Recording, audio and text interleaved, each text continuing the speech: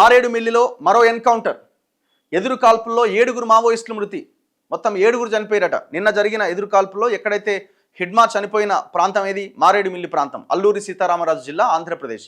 So అదే ప్రాంతంలో మావోయిస్టులకి పోలీసులకు జరిగిన ఎదురు కాల్పుల్లో 7గురు చచ్చిపోయారట. ఎదురు కాల్పుల్లో 7గురు మావోయిస్టుల మృతి. మృతుల్లో ఏఓబి స్పెషల్ జోనల్ కమిటీ సభ్యుడు టెక్ శంకర్, నంబాల కేశవరావు వద్ద గార్డుగా పనిచేసిన జ్యోతి కూడా ఉందట. మరో 5గురు జగరకొండ ఏరియా కమిటీ సభ్యులు. 24 గంటల వ్యవధిలో రెండో ఎన్కౌంటర్. మంగళవారం ఎదురు కాల్పుల నుంచి తప్పించుకొని బుధవారం చిక్కిన బృందం అట. సో వీళ్ళంతా హిడ్మా చనిపోయినప్పుడే వీళ్ళందరూ అక్కడే ఉన్నారట. కానీ వీళ్ళు ఈ గ్రూప్ తప్పించుకుందట.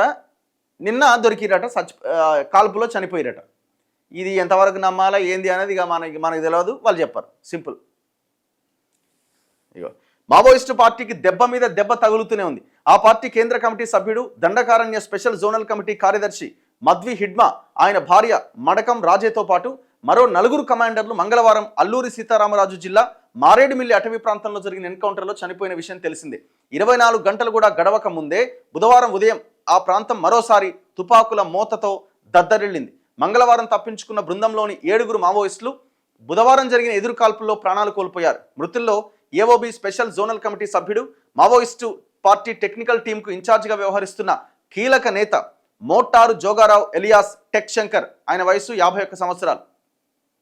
మావోయిస్టు పార్టీ ప్రధాన కార్యదర్శిగా పనిచేస్తూ ఈ ఏడాది మే నెలలో జరిగిన ఎన్కౌంటర్లో హతమైన నంబాల కేశవరావు వద్ద గార్డ్ కమాండర్గా పనిచేసిన జ్యోతి ఎలియాస్ సరితతో పాటు మరో 5గురు ఏరియా కమిటీ సభ్యులు ఈ ఎదురు కాల్పుల ఘటనల్లో మరణించారట. మొత్తం 7గురు ప్రాణాలు కోల్పోవడం జరిగింది. ఏం లేదు వీళ్ళకి. ఇప్పుడు కేంద్రానికి పోలీసులకు ఒకటే పని, ఏరివేత కార్యక్రమం. ఇక మావోయిస్టులని మార్చి 31లోగా ఖతం చేయాలి. ఇంకా అవసరమైతే ఫిబ్రవరి 29లోపే కంప్లీట్ చేసి విజయం సాధించినవని చెప్పుకోవాలి. వాళ్ళ లక్ష్యం అదే. ఇప్పుడు నవంబర్ 30th లోపు హిడ్మాని చంపాలని టార్గెట్ పెట్టుకున్నారట.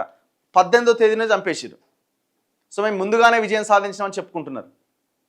వీరిలో టెక్ శంకర్ది శ్రీకాకుళం జిల్లా అయితే మిగిలిన 6గురు ఛత్తీస్గఢ్ రాష్ట్రానికి చెందిన వాళ్ళట. టెక్ శంకర్, జ్యోతి మినహా చనిపోయిన మిగతా 5గురు మావోయిస్టుల పేర్లను పోలీసులు అధికారికంగా ప్రకటించలేదట. ఆ 5గురు ఛత్తీస్గఢ్లోని జగరకొండ ఏరియాలో క్రియాశీలకంగా వ్యవహరించారు. అక్కడ పోలీస్ ఆపరేషన్లు, నిర్బంధం పెరగడంతో ఏఓబిలో తలదాచుకునేందుకు ఇక్కడికి వచ్చినట్లు నిఘా వర్గాలు గుర్తించాయి. అబూజ్మడ్ ఖాళీ అయింది, నేషనల్ పార్క్ ఖాళీ అయింది. ఆ టోటల్ ఏరియాస్ అన్ని ఖాళీ చేసుకుంటూ వస్తే కొంతమంది మావోయిస్టులు లొంగిపోయారు. ఆ ఖాళీ చేస్తున్న క్రమంలో ఎన్కౌంటర్లో చనిపోయారు, చంపివేయబడ్డారు. ఇక కొంతమంది ఎవరైతే ఇటు ఆంధ్రప్రదేశ్, ఒడిశా వైపుగా దారి చూసుకొని వాళ్ళు ఇటు సైడ్ బయలుదేరు, కర్రెగుట్టలు, సౌత్ బస్తర్ ఈ ఏరియాల్లోకి. సో ఇప్పుడు దీన్ని ఖాళీ చేసే ప్రయత్నం జరుగుతున్నది. అందుకే మీరు ఏమైపోయింది, హిడ్మా అండ్ మిగతా గ్రూప్ అంతా విజయవాడ ప్రాంతంలో చాలామంది దొరికిరు. అంటే వాళ్ళు మైదాన ప్రాంతంలోకి రావడం తప్ప వాళ్ళకి ఆప్షన్ లేకుండా పోయింది. ఇక అడవుల్లో ఉంటే వాళ్ళు మొత్తం చంపేసేటట్టే ఉన్నారు. కాబట్టి ఏదో ఒక రకంగా మనం బతకాలి అని ఉద్యమం తర్వాత చేయొచ్చు, ఫస్ట్ ప్రాణాలు కాపాడుకోవాలని వాళ్ళు ఈ మైదాన ప్రాంతాల్లోకి వచ్చి తలదాచుకునే ప్రయత్నం చేస్తే మొన్న న్యూ ఆటోనగర్ ఆ ఏరియాలో మొత్తం జల్లెడబట్టి 50 మందిని దొరకబట్టింది.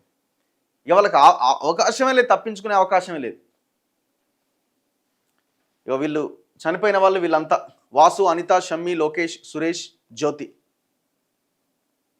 ఆపరేషన్ సంభవ్ పేరిట కొనసాగుతున్న కూంబింగ్ అట.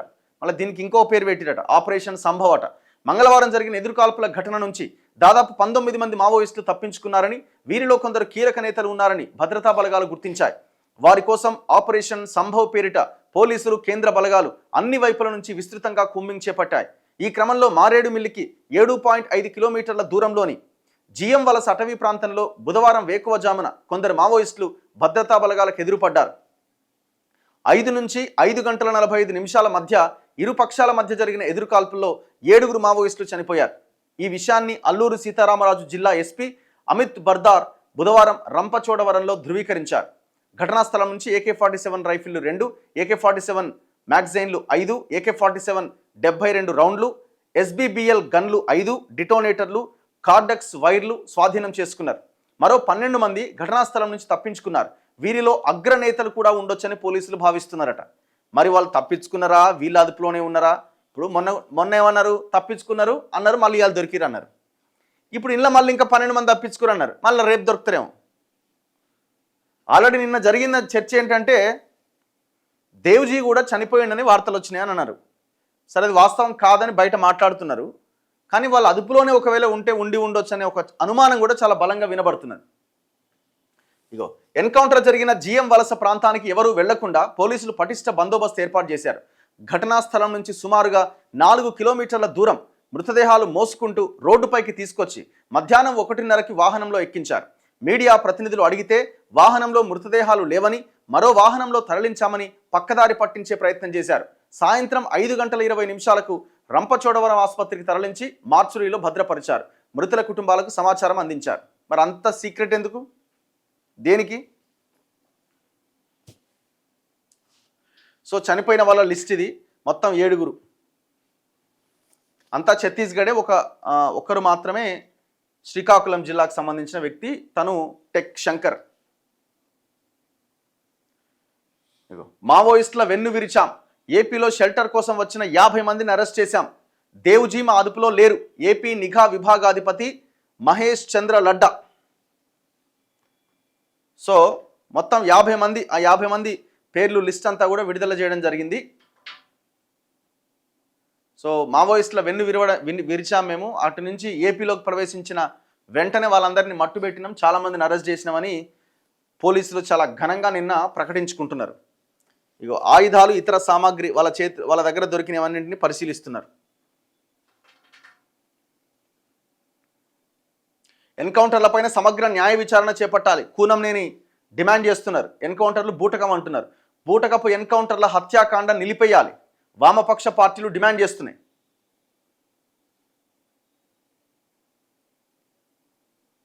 అండ్ నిన్న ఎవరైనా మల్లోజుల వేణుగోపాలరావు, లొంగిపోయిన మల్లోజుల వేణుగోపాలరావు ఇప్పుడు ఈయన మహారాష్ట్రలో ఆయన పోలీసుల అదుపులోనే ఉన్నారు, ఇంకా ఆయన బయటికి రాలే, కస్టడీలోనే ఉన్నారు. సో ఆయన నిన్న ఒక వీడియో రిలీజ్ చేసిండు హిందీలో. ఏమంటుండు? ఆయుధాలు వదలండి, మరోసారి మల్లోజుల పిలుపు.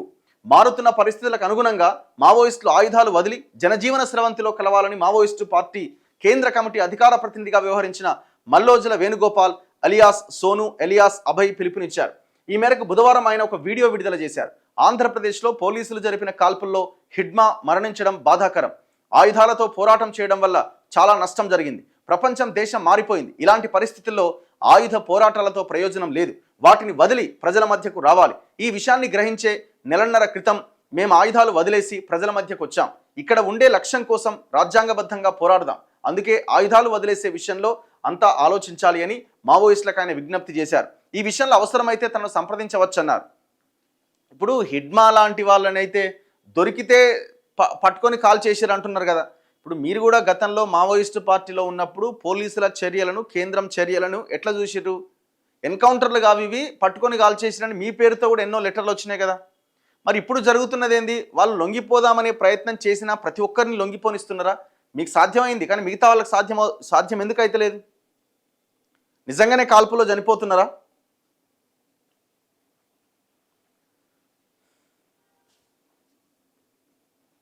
నిన్న ఒక మావోయిస్టు పార్టీ నుంచి ఒక లేఖ విడుదలైందట.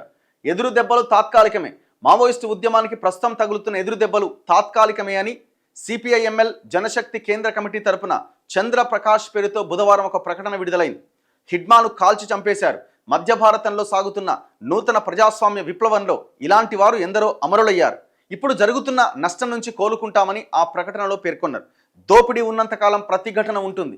ఇందులో అంతిమ విజేతలు ప్రజలే అన్న విషయాన్ని గుర్తించాలి. పోలీస్ కస్టడీలో ఉన్న తిప్పిరి తిరుపతి ఇతరులను వెంటనే న్యాయస్థానంలో హాజరుపరచాలని ఆయన డిమాండ్ చేశారు. Tippiri Tirupati alias Devji. So Maoist party కూడా ఆయన బయట లేడు, పోలీసుల అదుపులోనే ఉన్నారు అని చెప్తున్నారు.